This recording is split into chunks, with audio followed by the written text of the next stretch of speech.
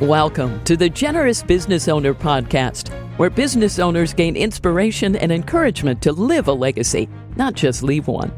And now your hosts, Jeff Thomas, Alan Barnhart, and Jeff Rutt.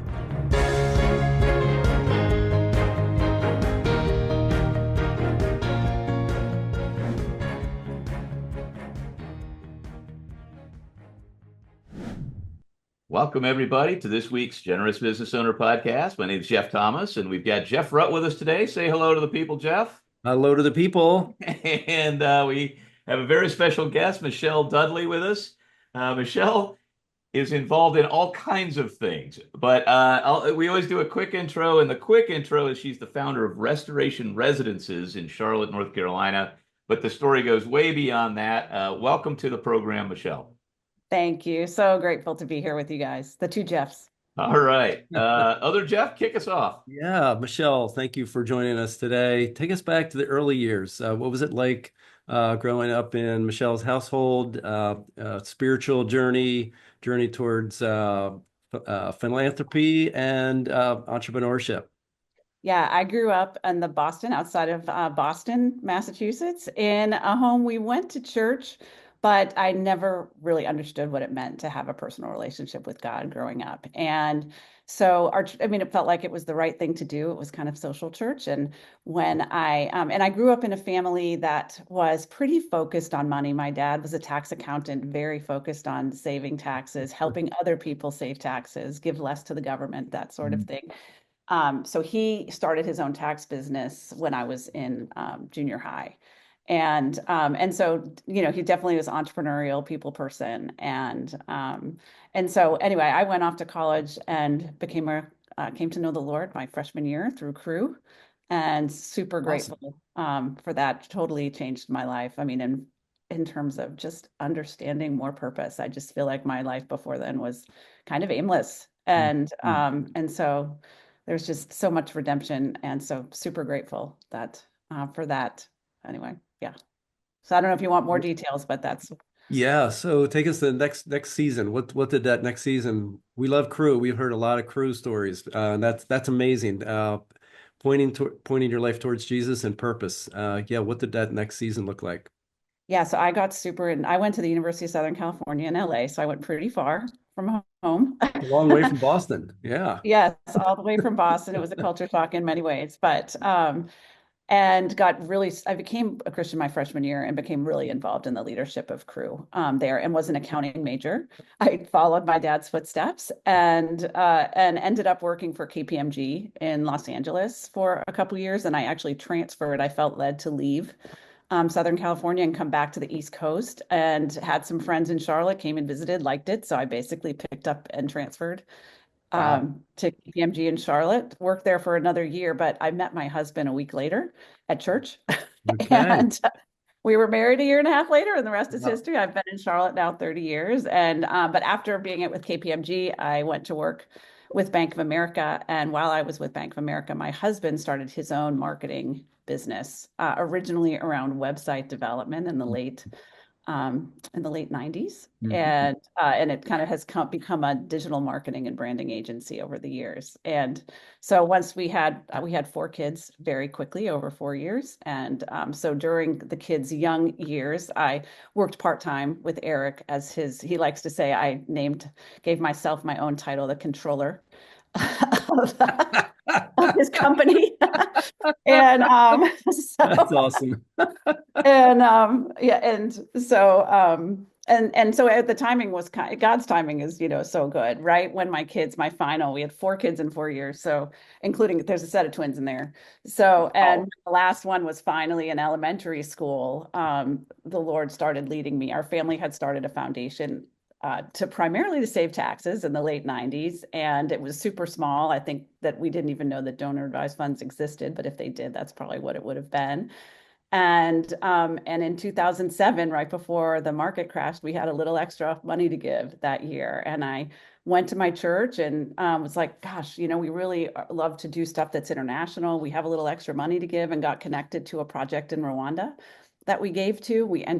I ended up having the opportunity to go in 2008 to Rwanda and Burundi on a vision trip with our church, which is that quintessential life experience. We were tasked really with just going and experiencing this work in Rwanda and Burundi and praying about how our church could be involved. And I had a couple of very life-changing experiences on that Wow. trip that led me to now have had 14 trips to Rwanda and several to Burundi and other countries in the region since then. So, and a myriad of different work that's happened between then and now. So, Michelle, I've heard you tell this story briefly about the effect that had on you. And well, on the face of it, that's right. I think a lot of people take sort of mission trips or vision trips and see something new. I think it affected you. I mean, in a deeper way than most, shall we say. Sometimes that mountaintop experience, you come back and you're not quite sure what to do with it. You actually did something about it. Can you kind of unpack that for us? yeah, I will. So on that trip, we had an incredible experience of going to a genocide memorial in Rwanda where like 10,000 people had been killed in 5 hours. Wow. And this is the only time I've been to that memorial a number of times. I was just there 2 weeks ago. And it's the only time that we were given a tour by a survivor of that attack. And all his entire family was killed, and he was saved because his sister threw herself on top of him, basically. But we heard this amazing story, and we were so moved and devastated in a lot of ways by it. And we're literally standing kind of in a crypt amongst bones, and I was just weeping and just feeling like I had lived my life ignoring the plight of the suffering, and that I could no longer do that anymore. And I didn't know what that meant. But on that trip, we visited a school for girls who were large at that time survivors of the genocide. And it was the school that we had sent money to support the prior year. And so on that, basically I said to the founder of the organization we were with, I said, I've always supported compassion. It was like what I did with my first paycheck from KPMG was support a compassion child. I was like, I love that model of personal connection. Have you guys ever thought about doing something like that? And he's like, well, you can help us start it. And so I was like given my task of what to do, which was really helpful to just feel like I came back with kind of something to do and to kind of put that into action. I also had a really moving experience that I don't share all the time in Burundi, where we were in this just rural area. And I don't think they had seen Mzungus or white people in that area perhaps ever for a very long time. And all these children came out to kind of see us. And they were kind of disrupting the tour we were trying to have. And so our friend Celeste Muskor, if anyone knows him, got kind of all the kids to quiet down. And as we were trying to leave, he said, wait, I told the kids that if they were quiet and still, that they could touch Michelle, because I'd been letting the kids touch my skin or whatever and touch my hair. And so I basically became the zoo animal of the experience. And I first I kind of was like, here I am. And then they literally jumped. They were scared because I mean, they just had not seen someone with light skin. And so, and then I said, it's okay. And so I kind of like got down on my hands and knees. And then my friends say, I just was hidden by all the hands of people touching me and rubbing my skin. And then the village elder, man and woman, came and they wrapped their scarf around me. We couldn't share a single word of the same language, but it was like this incredibly poignant moment of we're all, created in God's image. We're all the same. And just this feeling of just shared humanity. So it was just a really also just moving moment of deep connection. So yeah, so I was changed from that trip. Yeah. Wow. Thanks for sharing that. And I think that line that you said, where you ignoring the plight of the suffering, I was sharing before we were starting recording that I really identify with that. Just it's so easy to get caught up in our day to day and kind of blow past that. And it's a biblical mandate. We all have to wrestle to the ground. And so, but you kept on it. I mean, you even created a business that kind of helped folks. Is that the appropriate next story, or do you want to kind of sure, we can go there. Yeah, we so yeah, that first and second trip, the next year, I came back, and at the next year we ended up taking our whole family including my parents, to Rwanda and Burundi. So, and that was, our kids were like ages 6 to 10. But on that trip, well, I'll just tell this briefly. On that trip, we met a student who was helping us with our kids on that trip. And we were co-leading marriage conferences with some local staff there. And And we met a young man who was helping us with the kids, and I was still pretty new to this type of experience being in Africa. And so I said, "Oh, you need to come visit us sometime in the U.S." Well, he ended up living with us for 6 years, and going to college, and it became like a big brother to our kids. Wait. You just like blew past that like it was 6 days. So yeah. How did that happen? Well, he was helping us. He was basically, we were on this trip and we had other people with us, and we didn't want them to feel like they came and were like basically babysitting the Dudleys while we were in this Dudley's kids while we were in this conference. And so he was the son of the country director of this organization, and they brought him along, and we just thought he was great. And so I just casually mentioned, but I didn't know that was like every African kid's dream, basically, especially Burundi, literally the poorest country in the world. And so I was just naive to it, and that's the thing about this journey is you're going to make mistakes. And that may have been a mistake from some of if you do everything the right way of, like in terms of engagement, if you will, you broke the rules. Yeah, interacting cross-culturally. I don't know, but it was God's, it wasn't our design, it was God's design. And so he followed up right away and said, "When can I come visit?" And he came and visited us. And then through some connections, he ended up going to our local community college and then transferring, getting a scholarship to an HBCU, and then getting his graduate degree. Yeah. So, and then his sister came and lived with us for 2 years, and she's finishing up her graduate degree and is going to be the first woman architect in Burundi. So yeah. That's, so it's just kind of neat to see these little things, how over time God uses them, and and you get to be like, help plant a seed, but then it just takes off and grows, and you just get to watch it. So it's a blessing. Wow. And then the business come up. You started this little business. Yes. So after that when we were going back for the second trip, I had learned in 2009, I had learned that the organization we were with was Alarm, and they had a women's jewelry making project in Uganda, making this paper bead jewelry, which at the time was new. No one, at least it was new to me. And I thought it was so cool. And it was like, oh man, we can just sell this jewelry and then just send the money back to these women. Wouldn't that be great? So we would just sell the jewelry at church. I had like basically a store in my dining room to sell it to neighbors and friends. And at all kinds we just started selling it more and more at women's events, Rwandan baskets, that sort of thing. And people loved it, and we were selling a lot of it. And then I met a friend in Charlotte. I met someone through our church who was a survivor of sex trafficking, and she was trying to start a bakery, but she was also just looking for every income opportunity that she could provide to the women that she was trying to serve. And so I said, "Hey, I have been to Ethiopia. I picked up these beautiful Ethiopian crosses. I have all these." By this time, I had a whole box of broken paper bead necklaces. And so I said, "What if we just take these apart, put them together with these Ethiopian crosses? We'll pay the women to do it."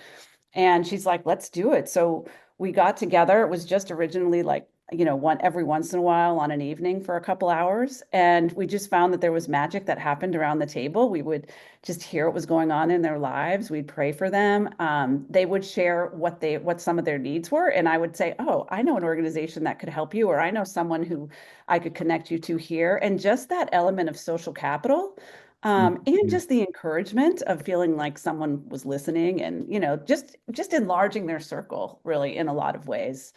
We found just that God was at work, and it was magical. And so we ended up partnering with the local church and starting these jewelry projects, which go on to this day. They're basically 4 hours where the women make jewelry part of the time. And then we have a lunch and learn that often is biblically focused. Sometimes we also do some professional development, and then we have small group and one-on-one mentoring. And the women basically create what we call an artisan empowerment plan, where they set their goals for the future. They can be practical, emotional, spiritual, and then we connect them with the resources that they need to achieve those.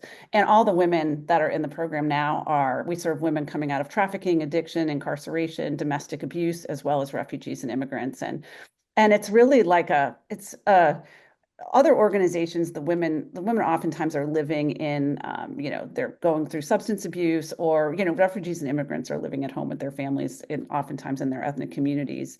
But this gives them an opportunity to come out. It builds a lot of work readiness skills and community. And we've just seen that it's just been beautiful. And then we sell the products that they make And we partner also with organizations around the world that we've connected to. So yeah, so the organization is called BraveWorks. It was originally called Fashion and Compassion, so braveworks.org if you want to check it out.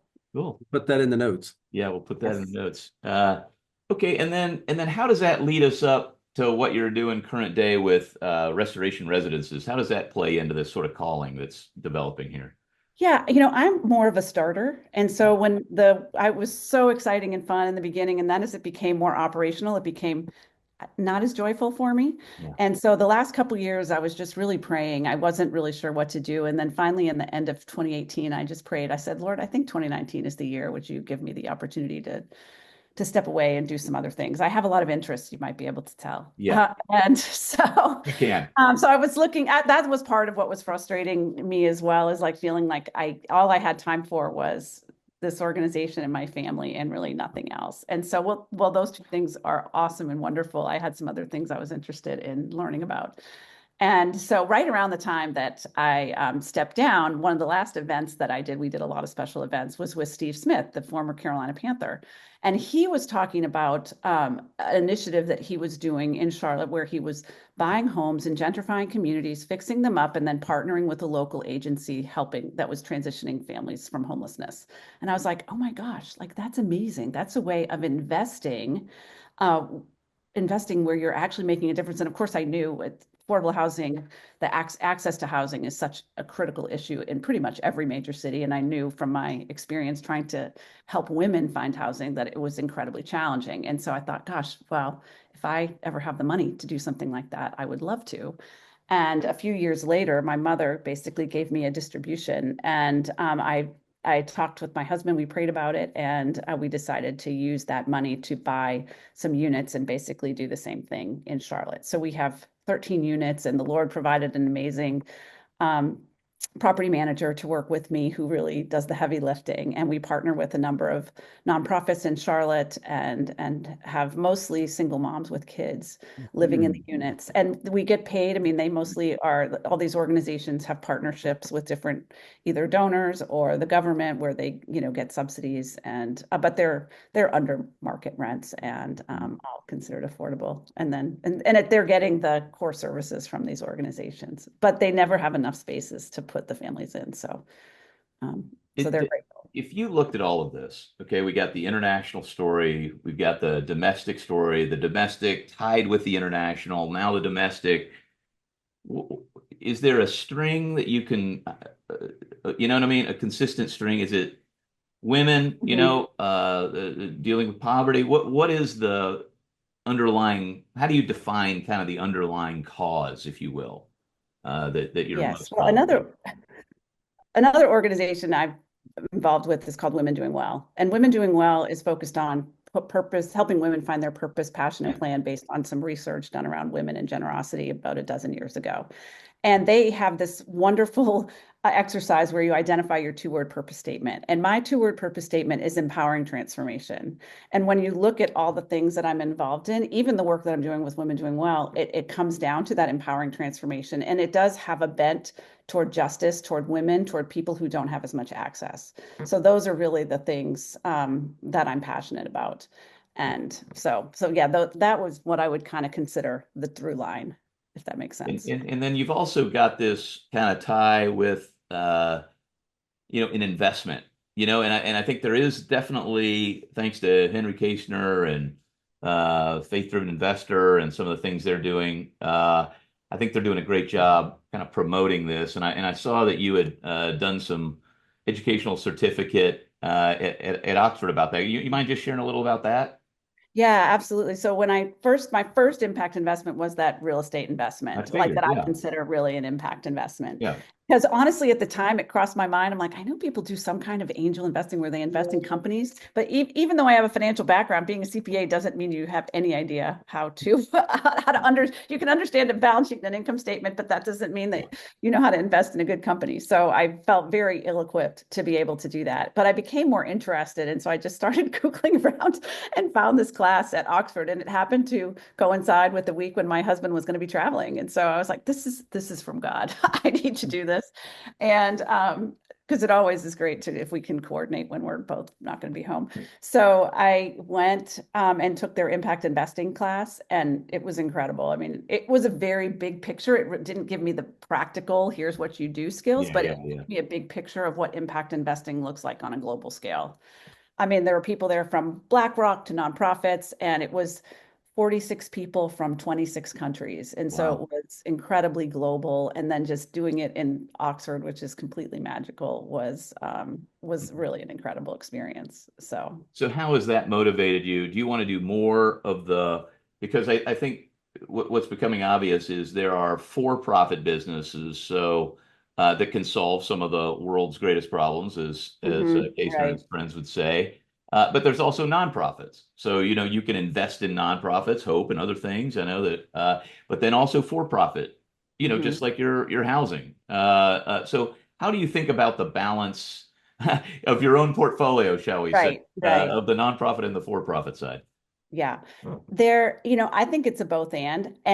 Unfortunately, a lot of people are just focused on the philanthropic side, which I can't get rid of philanthropy, because there are things that can't be solved with just investing into businesses. But the problem is we have so many, trillions of dollars of assets just sitting there, either in our retirement accounts or in donor advised funds or in our regular brokerage accounts or wherever, savings accounts, that's not going to work for the world. And there's a huge opportunity to put that money to work. And so that's really what I've been on a journey the last 5 years or so learning about, is how to do that. And it takes time. So, I kind of thought, well, maybe I'll go to this class and it's going to spell it all out for me, but it didn't. And, but through some different opportunities, I was a part of helping launch the table with the Impact Foundation, which was originally, we piloted with over 30 women, because one thing is, I serve on the board of Women Doing Well. I'm obviously passionate about women's issues, and a lot of women especially feel ill-equipped to even be in the conversations. When I first started attending some of the FDI events, I love Faith-Driven Investor. There would be all these acronyms and I didn't know what they meant, and it's intimidating. And so, and also I would go to events where they would talk about potential investments, but I didn't know how to evaluate them and decide whether it was going to be a good investment or not. So I really needed some help with this being broken down so that I could learn, one, what are all the terms and the different things I need to think about? And then, every deal, every company, every fund is different. And so what does it look like? And so that's what the Impact Foundation has done with this 6-week kind of course that they do called The Table. And initially it was just for women, but now basically a couple times a year, they offer one for women and then also one that's co-ed. Bringing people together, doing some education, and then getting the experience of actually walking through, evaluating both direct investments and as well as funds, and getting to talk about it with one another. What did you like about it? What didn't you like about it? And then everyone commits some money and co-invests through Impact Foundation into, a company or two that are voted on at the end. So, and honestly, I could keep doing that over and over. I've already done it twice. I could keep doing it over and over again, because this isn't something you learn very quickly. It takes time and it takes experience. And now we're building a portfolio, but I don't know what's going to work out and what's not, right? And that's all about trusting God and praying, but it takes time to kind of learn your own, how you want to build your portfolio and the things that you're passionate about that you want to invest. And then also, what outcome are you looking for? How much return do you need? Or can you make it so that it's more concessionary? But in any case, just changing our mindset of we just automatically invest in the stock market, oftentimes in things that are totally the opposite of what our values are. And too often we're just doing what the world has told us to do, and we haven't thought twice about it. And I know that's how it was for me. We've been invested just in the stock market, and we're just doing it because that's what we'd always done. And that's how I was raised. And anyway, so can I ask you a question? It's just time, Michele. Love your story. I'd love for you to unpack two things. Number one, you've definitely led well, whether it was selling paper jewelry from Burundi or faith-driven investing, promoting, learning more in that area. You've done a lot of leadership, especially Women Doing Well, you've led how many trips now to Burundi and Rwanda Yeah, well, and I've been 14 Tanzania? times. Yeah. Yes, yeah, yeah, lots of trips, and you've done just a tremendous work in getting, especially women outside their comfort zone, really in leadership roles, and really, trying to forward think in that area. So talk a little bit about that, because I think that's also a thread that kind of has followed, that you've kind of really led through the years, and has really had an impact far beyond yourself. So talk about that, and then also maybe one setback that you've had along the way in one of these areas. But Yeah, sure. Yeah.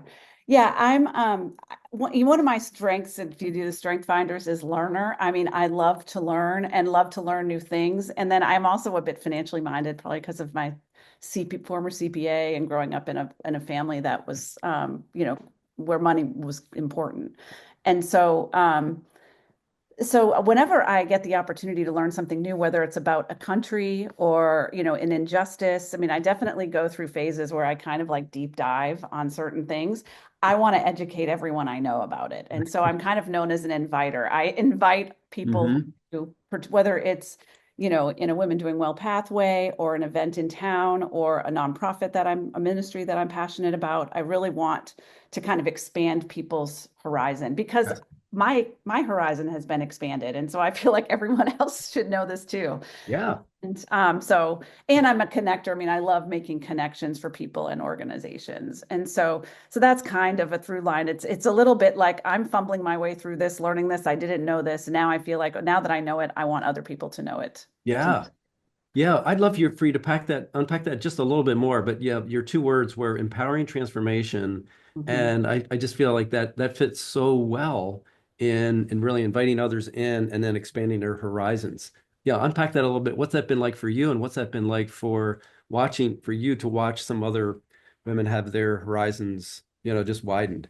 Yeah, it's been an incredible joy to just get to see the different things. I mean, one of my favorite things is when you just make just a simple introduction to someone, and then you hear, like, there was someone I made an introduction for someone, I think, to generous giving, like, and then all of a sudden I found out, like, 5 years later, that they had partnered and done jogs like twice a year for the last Wow. 6 years, or journeys of Wow. generosity for those who Yeah. might not. It's a Yeah. experience around and I had no idea. And those are the kinds of things where it's just like you make, and so generosity for me is far beyond just money. I mean, yes, it has to do with philanthropy and things, but it's also being generous with our contacts. I mean, that's part of that whole social capital piece, trying to platform others, trying to provide access to people who don't have access. And so that's part of that empowering transformation. Is not, right now I feel like that I'm focused on it in kind of two communities. One is with women who are kind of like me, who maybe have access to resources, don't quite know how to do it, how to manage it, or what the next steps are, and hopefully hoping to open their eyes to some of the opportunities that are really fun ways to Mhm. engage in the world, whether it's through giving or through investing or through volunteering and getting directly involved in the life of someone. And then also the direct, one thing that the Women Doing Well survey or research study that they did found was that women really like to be engaged. They're generally not satisfied with just writing a check.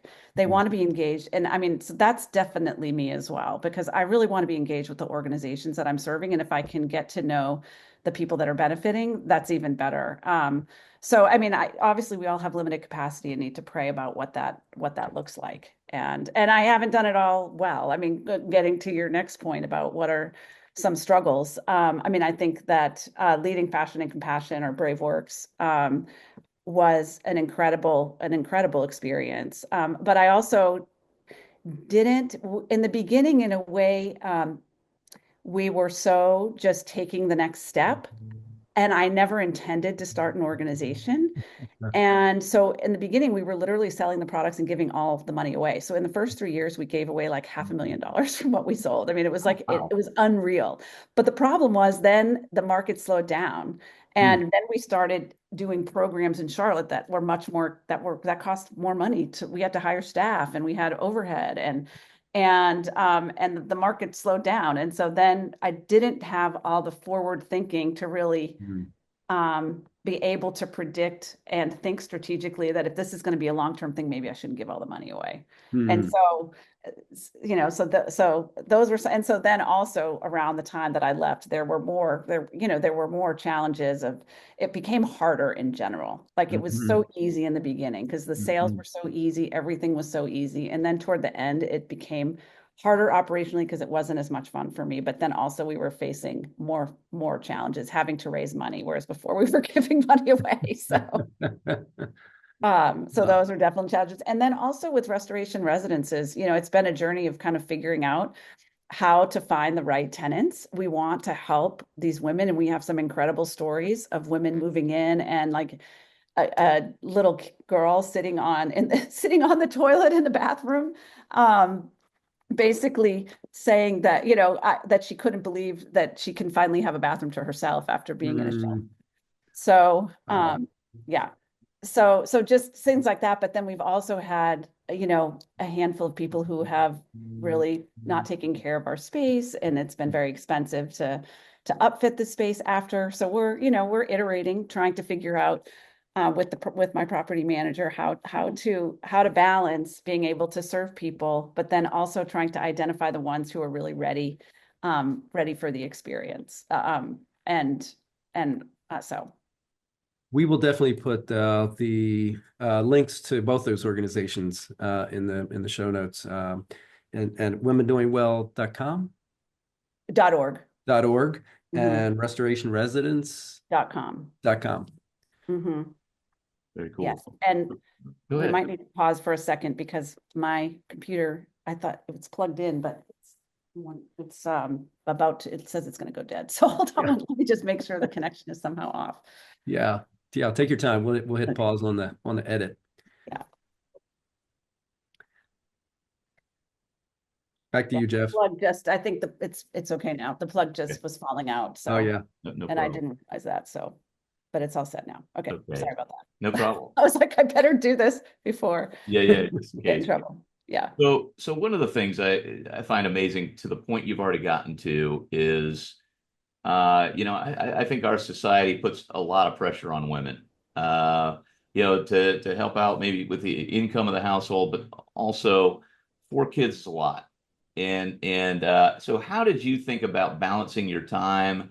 And, there's everybody's got the same number of hours in the day. How did you deal with that pressure and then putting all of these other things on your plate?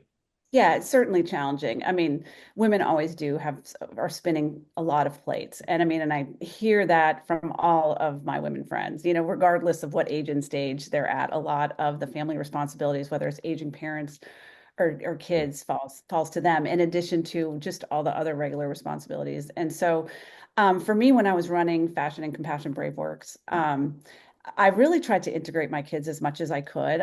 Thankfully, I could be really flexible. I was able to still drive carpool. I would leave and pick them up.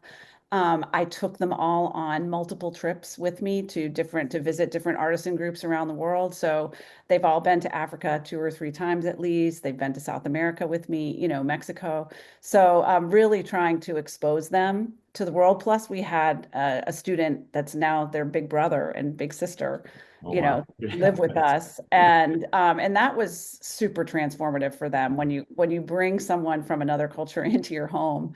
And he loves the Lord so much and has been such an incredible example for our kids, and they adore him. And are particularly close to him. So that's been really special. And even now, I'm still praying. Our kids are in their 20s, and we've just been praying about how can we engage them. It's just really tricky. And I know a lot of people that struggle with, how can we engage our kids either in our philanthropy, in our investing? How can we do it in a way that they don't become entitled or unmotivated or different things? And so we're still figuring that out. But one thing I've been doing recently is with some of the information I've learned on how to evaluate companies from the table, is I've been having my kids basically help with some of that evaluation, and That's awesome. and exposing them to these different things, and they're asking awesome questions and challenging me right back. So it's been really fun, and man, there's just nothing better for me, that it's like, I love this work. I love doing this stuff. I love connecting with people, hearing about all these different companies. And if I can do it with my family, Hmm. that's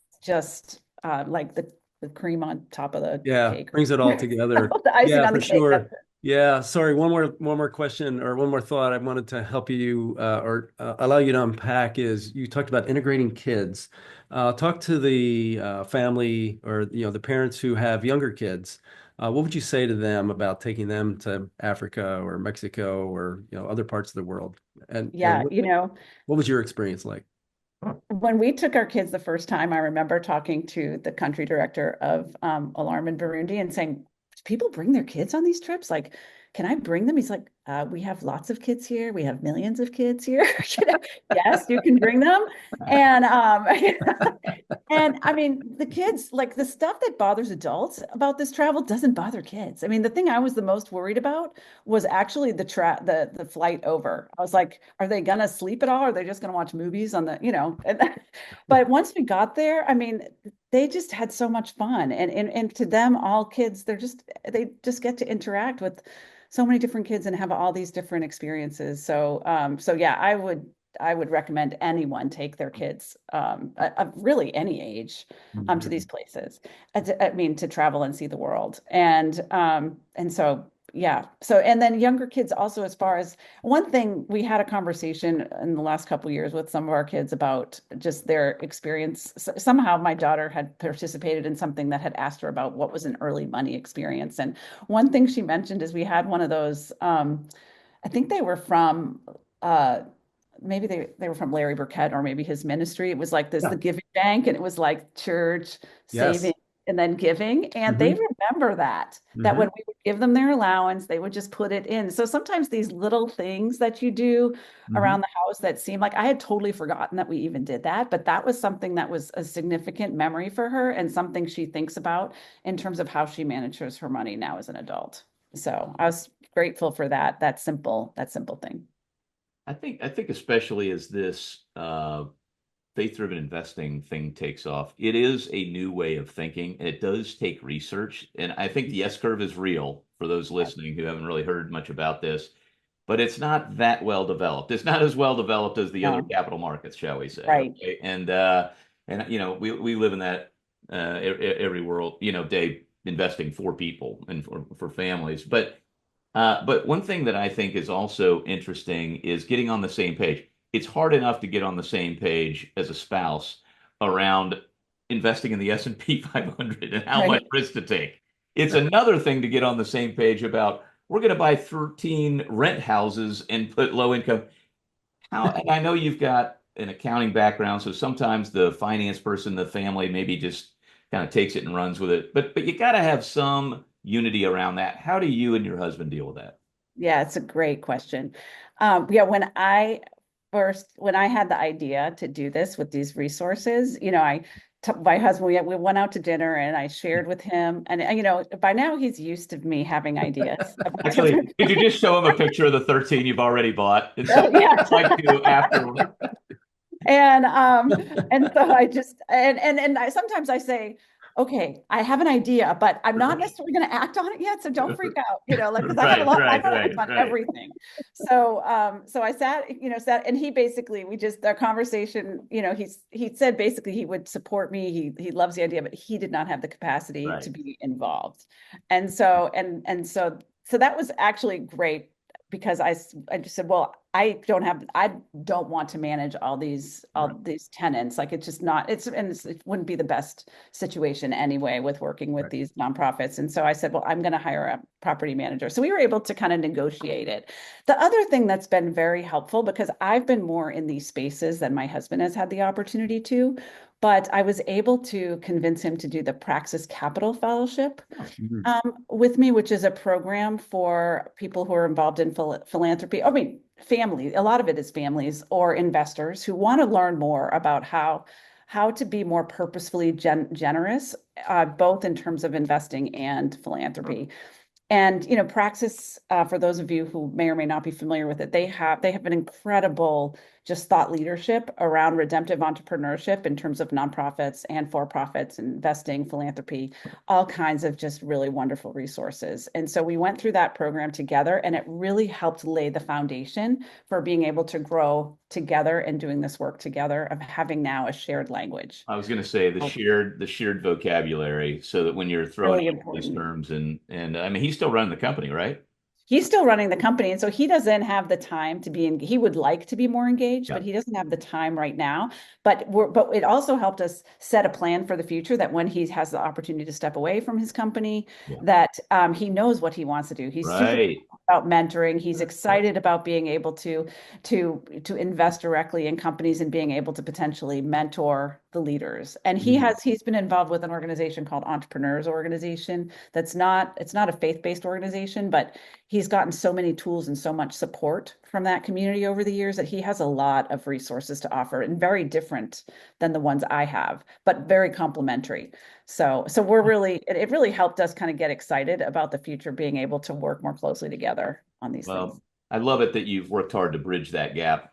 Just communication. I mean, it's just so important, because it's Oh yeah. you can start even doing good things. You can start growing apart in that, and I think you've done a good job with that. Yeah, Well, absolutely. He's been wonderfully yeah, supportive. love it. Really. Even one of my friends said, like, pulled him aside and said, "You've been such a good cheerleader for Michele." I mean, because not all husbands would cheer someone on who's so independent and has so many ideas as I do.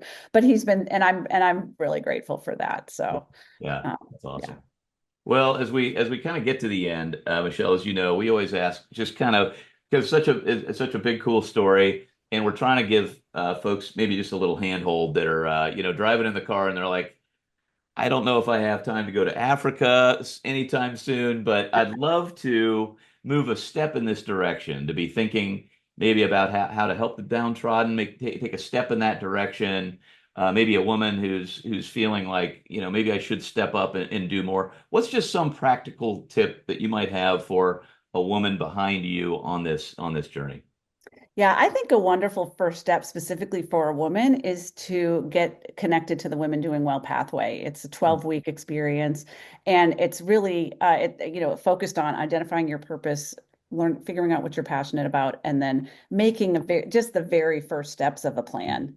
Okay. And then from there you can kind of determine, what next steps you want to take in terms of philanthropy, in terms of investing, in terms of volunteering. And I think it is always, we were talking about this a little bit before we got on the call. But one thing that's been really important for me, and why I continue to go on these trips and also connect in my local community, is just being proximate to people who have different lived experiences than me.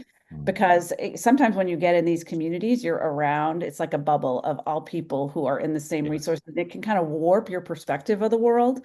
And when you get the opportunity to get outside of that, and not necessarily, it can be whatever you feel called to in your city, but Women Doing Well specifically can help you identify what some of those passion areas are, so that you can figure out how you can connect and really get engaged with someone locally, or potentially a trip somewhere in the world, to understand these really incredibly complex dynamics that we can't solve them all ourselves.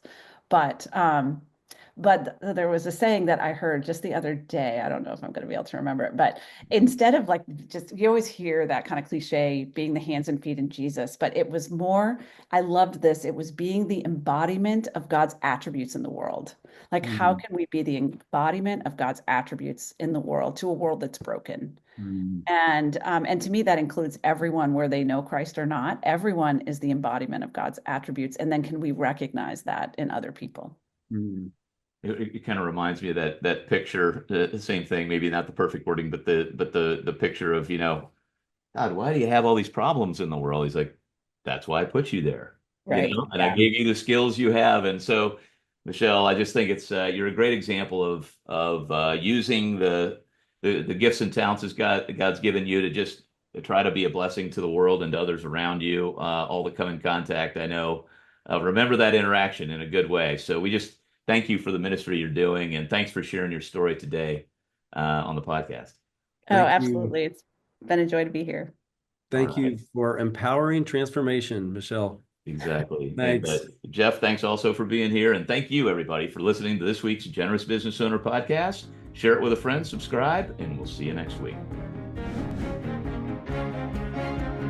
Thanks for listening to the Generous Business Owner Podcast with Jeff Thomas, Alan Barnhart, and Jeff Rutt. Make sure to follow the podcast so you don't miss an episode. You can find the guest contact information in the show notes. Stay tuned for the next episode.